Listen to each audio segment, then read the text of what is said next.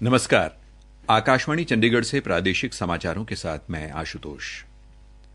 प्रधानमंत्री नरेंद्र मोदी ने कहा है कि हमारा देश आत्मनिर्भर भारत अभियान के माध्यम से नई क्षमताओं का सृजन कर रहा है। आकाशवाणी से मन की बात कार्यक्रम में श्री मोदी ने कहा कि आम आदमी ने देश में जबरदस्त बदलाव को महसूस किया है और लोगों को आशा की नई किरणें दिखाई दे रही हैं। उन्होंने कहा कि कोरोना महामारी के प्रकोप से दुनिया को अनेक मुसीबतों का सामना करना पड़ा, लेकिन हमने इस संकट में भी सबक सीखा और अपनी क्षमताओं का विकास किया। प्रधानमंत्री ने कहा कि अब भारत के लोग दुकानदारों से मेड इन इंडिया सामान की मांग करने लगे हैं, जो उनकी मानसिकता में बदलाव का संकेत है, जो पिछले 1 साल में आया है। श्री मोदी ने कहा कि इस बदलाव को आंकना आसान नहीं है और अर्थशास्त्री भी अपने पैमानों पर इसे तौल नहीं सकते। उन्होंने कहा कि आज समय आ गया है जब हमें श्रेष्ठ गुणवत्ता का सामान तैयार करना है और जीरो इफेक्ट जीरो डिफेक्ट की सोच को अपनाकर कार्य करना चाहिए। प्रधानमंत्री ने निर्माताओं और उद्योग जगत के लोगों से आग्रह किया कि वे सुनिश्चित करें कि उनके कारखानों में बना सामान विश्व स्तर का हो।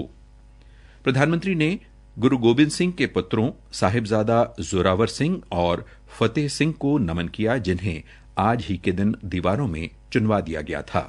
उन्होंने कहा, आज के ही दिन गुरु गोविंद सिंह जी के पुत्रों साहिबजादे जोरावर सिंह और फतेह सिंह को दीवार में जिंदा चुनवा दिया गया था। अत्याचारी चाहते थे कि साहिबजादे अपनी आस्था छोड़ दे, महान गुरु परंपरा की सीख छोड़ दे, लेकिन हमारे साहिबजादों ने इतनी कम उम्र में भी गजब का साहस दिखाया, इच्छा शक्ति दिखाई।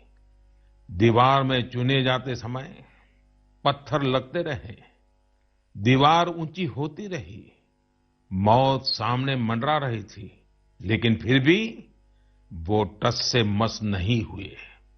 आज ही के दिन गुरु गोविंद सिंह जी की माता गुजरी ने भी शहादत दी थी। वन्य प्राणियों विशेषकर तेंदुओं की संख्या में 2014 से 2018 के बीच हुई बढ़ोतरी पर खुशी जाहिर करते हुए प्रधानमंत्री ने कहा कि जीवों का ये संरक्षण एक मिसाल है। श्री मोदी ने कहा कि पिछले कुछ वर्षों में भारत में वन्य क्षेत्र का भी विकास हुआ है तथा शेरों और बाघों की संख्या भी बढ़ी है। प्रधानमंत्री ने 2 दिन पूर्व मनाए गए गीता जयंती समारोह का जिक्र भी किया और कहा कि गीता को सभी को जीवन के हर एक क्षेत्र में गीता प्रेरणा देती है, जिसमें ज्ञान की अथक जिज्ञासा पर बल है।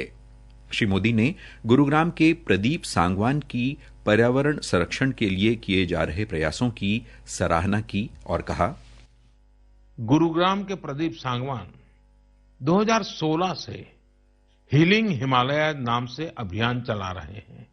वो अपनी टीम और वॉलंटियर्स के साथ हिमालय के अलग अलग इलाकों में जाते हैं और जो प्लास्टिक कचरा टूरिस्ट वहां छोड़कर आते हैं वो साफ करते हैं। प्रदीप जी अब तक हिमालय की अलग अलग टूरिस्ट लोकेशन से टनों प्लास्टिक साफ कर चुके हैं।